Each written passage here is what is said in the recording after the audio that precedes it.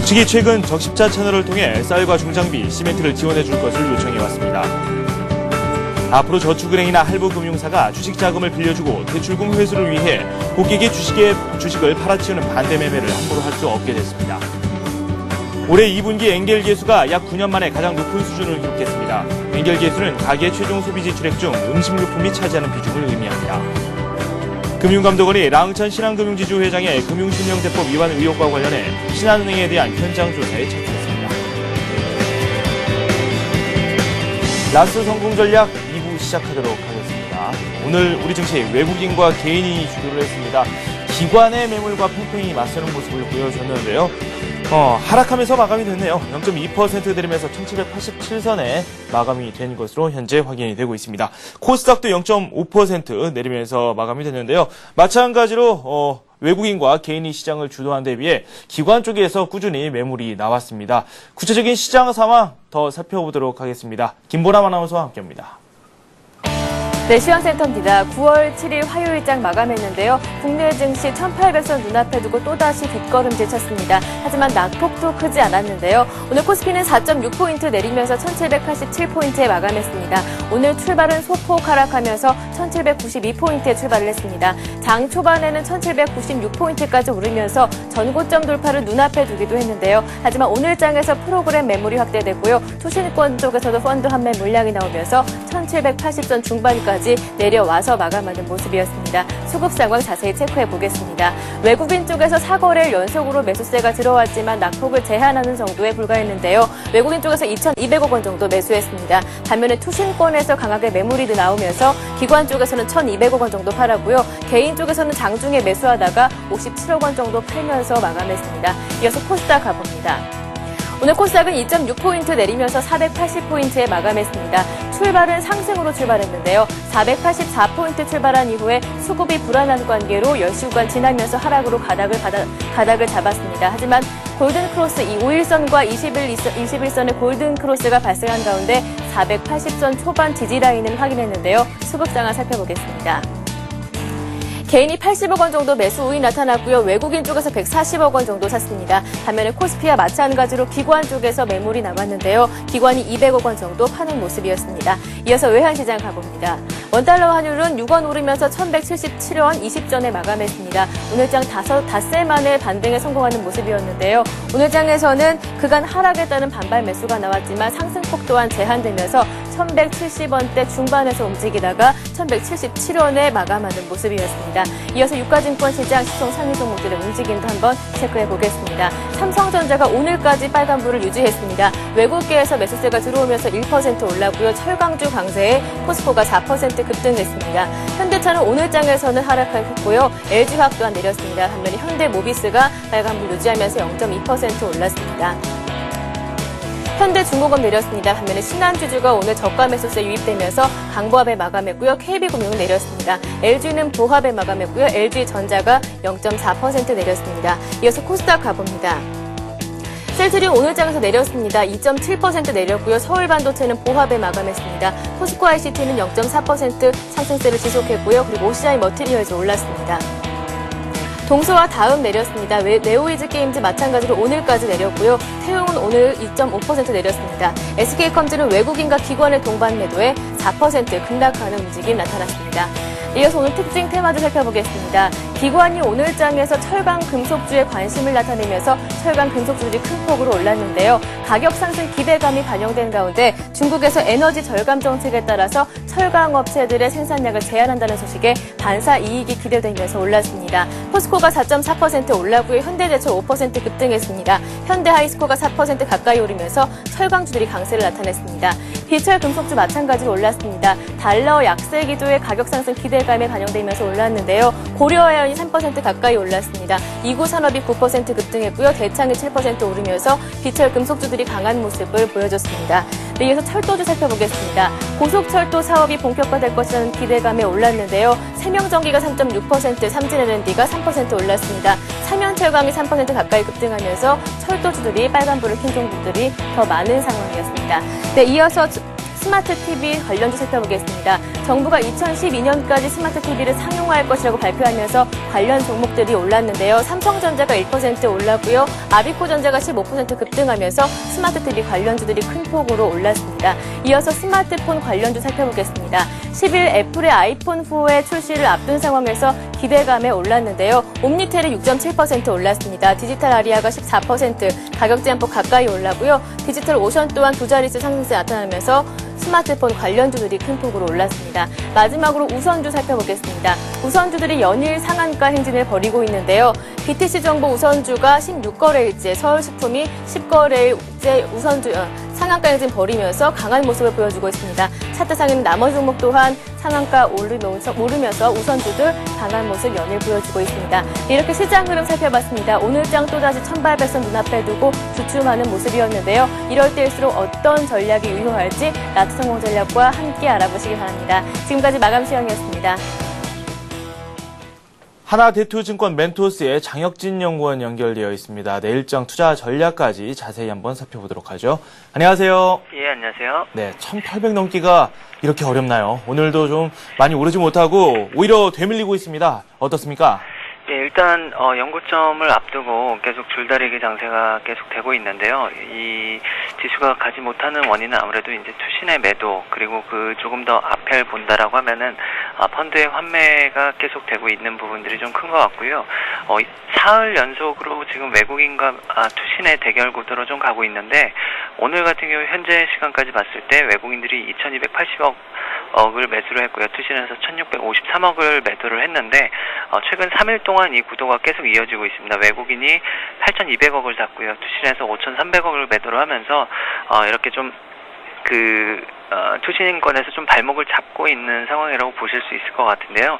오늘 같은 경우도 이제 IT 업종에 대해서 하루 만에 이제 기관에서 상당히 큰 매도세를 좀 보이면서 약간 좀 발목을 잡을 수 있었지만, 그 중국 정부에서 철강사 전력 공급 중단한다라는 이야기 나오면서 오늘 철강주 중심으로 포스코나 현대철 쪽으로 외국인과 기관의 수급이 상당히 많이 몰리면서요.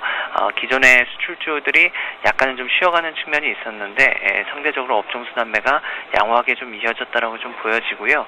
5거래일 만에 차익비 차익이 양매도세로 돌아섰습니다. 최근 지난주 후반부터 차익비 차익 모두 양매수가 들어와서 상당히 이 시장 심리를 좋게 만들었는데, 오늘 오랜만에 이제 5거래일 만에 양매도세가 나왔고요. 그렇지만 크게 걱정하실 부분들은 아닌 거는, 최근 한 10거래일 연속으로 이제 비차익에서 매수가 들어왔었는데 8,700억 정도가 들어왔습니다. 그거는 결국 방향성을 일단은 상방향으로 여전히 보고 있는 수급들이 상당히 많다라고 생각이 들고요.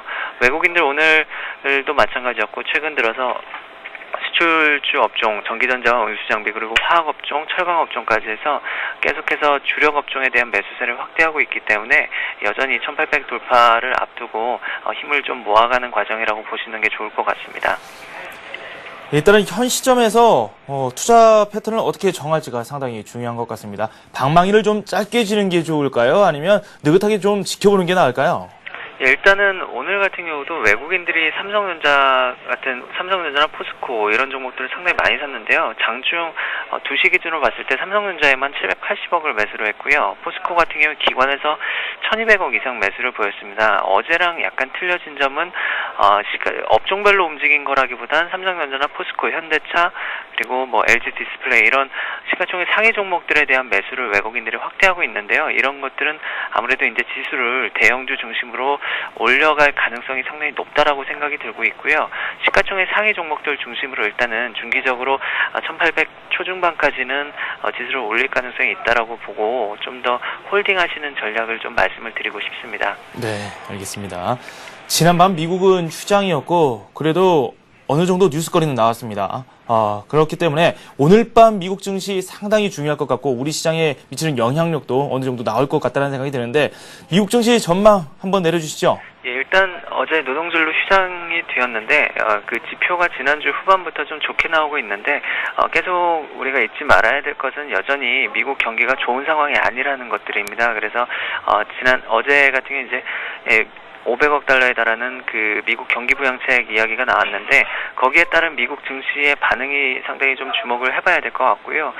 특히 이제 오늘 같은 경우 미국의 국채 발행 계획이 있는데 상당히 많습니다. 금액수가 오늘만 930억 달러고요. 내일과 모레까지 합치면은 이번 주에만 한 1270억 달러로 상당히 큰 금액 국채 발행이 됩니다. 그래서 약간의 그 투자 심리를 좀 악화시킬 수도 있는 부분들을 좀 고려를 해보셔야 될 것 같고요.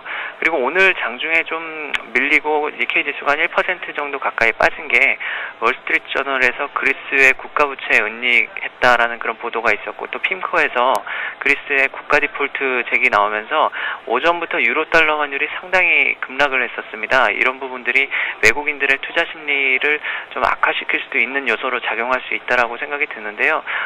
이번 주 우리나라 오늘 같은 경우는 이제 일본과 호주가 금리 동결을 했는데 금통위에서 이번 주 금리 결정을 앞두고 이런 약간의 좀 악재들이 발생하고 있는 해외 쪽에서 외국인들이 우리나라의 뭐 메리트를 조금 더 좋게 볼지 아니면 해외 그런 악재에 반응할지 좀 그런 줄다리기 싸움이 지속될 거라고 보고 있고요. 계속 이런 그 어떤 지표가 발표되는 것보다 그 지표에 외국인들이 어떻게 반응하는지를 좀 유심히 지켜보는 게 중요할 것 같습니다. 상승이냐 하락이냐 어느 쪽으로 힘을 실기도 상당히 어려운 것 같습니다. 현금 비중을 어느 정도 가져가면 좋을지 그에 대한 말씀도 좀 부탁드리고요. 내일장 투자 전략도 추가적으로 말씀 좀 해주시죠. 예, 일단 현재 시장에서 현금 비중을 일단 대형주들이 맞다라고 하면은 대형주 중심으로 가지신 분들이라면 한 20에서 30% 정도 현금이면 적당할 거라고 좀 보고 있고요. 그리고 내일장에는 일단 기관에서 전기전자 업종을 좀 매도세를 시작을 했습니다. 그렇지만 여전히 지금 소비 경기가 회복된다라는 부분들에 대해서 베팅이 시작된 상황이기 때문에 외국인들의 수급이 지속된다라고 하면은 전기전자 업종은 여전히 전기전자와 운수장비 업종은 충분히 접근할 수 있는 시점이라고 보고 있고요. 1800포인트가 돌파된다라고 하면 결국 수출주 중심으로 돌파될 가능성이 상당히 높습니다. 그래서 일시적으로 기관의 매도로 발목을 잡힐 수는 있겠지만 외국인들의 수급이 이어진다라고 하면은 수출주 중심으로 지수가 레벨업 될 가능성이 높다라는 부분들을 보시고 수출주를 가지고 계신 분들은 꾸준히 홀딩하시고 아직 뭐 그 포트에 없는 분들은 일정 부분 좀 포트를 확대하시는 게 좋을 것 같고요. 단기적으로 내일 정도에 오늘도 프로그램 매도가 약간의 발목을 잡았는데 프로그램 차익에서 일정 부분 좀 매도가 확대될 가능성이 높습니다. 그래서 쿼드러플 위층 대회를 앞두고 약간의 좀 변동성이 있을 수 있겠지만 아까 말씀드린 해외 악재에 대해서 외국인 현물 시장에서 반응을 하지 않는다라고 하면은 여전히 시가총액 상위 종목들, 특히 그 가운데서도 수출주의 포트는 조금 더 확대해도 되는 시점이라고 판단하고 있습니다. 네, 알겠습니다. 지금까지 하나대투증권 멘토스의 장혁진 연구원과 함께했습니다. 감사합니다. 예, 감사합니다. 네, 잠시 후 뉴스가 이어집니다.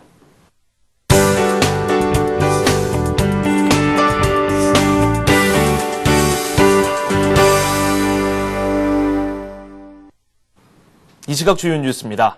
북측이 최근 적십자 채널을 통해 쌀과 중장비, 시멘트를 지원해 줄 것을 요청해 왔습니다.